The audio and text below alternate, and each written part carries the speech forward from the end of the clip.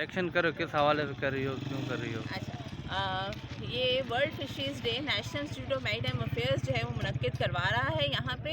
21 नवंबर को ये हर साल जो है मनाया जा रहा है। 2015 से इसका इनेकाद चल रहा है। यूनाइटेड नेशन के थ्रू इस डे को हम मनाते हैं। और इस वक्त जो है हम नीमा कराची जहाँ पे एक अवेयरनेस सेशन जो है वो चला रहा है। और इस सेशन में हम पर्सनल हाइजीन के ऊपर जो फ़िशरमैन के जो गलत तरीके से जो फ़िशिंग करते हैं, जो गोस नेट या इलीगल फ़िशिंग होती है, उसके हवाले से हम आगाही फैला रहे हैं।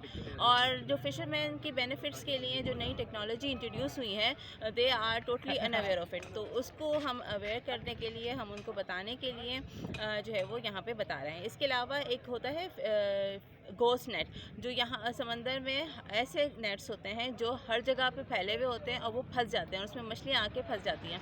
तो उस नेट्स की लोकेशन जो है वो उस मैप जो है नीमा कराची ने उस मैप को डेवलप किया है। और उस मैप के हवाले से भी हम यहाँ पे आगाही दे रहे हैं। अच्छा, आपका नाम और इदारा? मेरा नाम डॉक्टर नाजिया शेर है। मैं research associate national institute of maritime affairs में।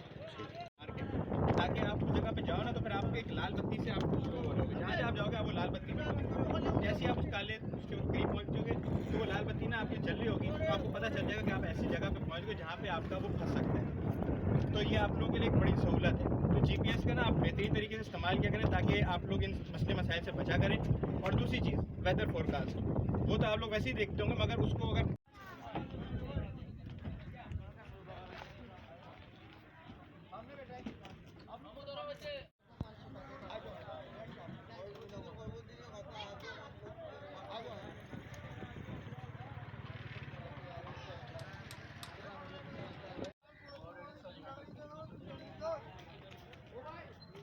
Marca.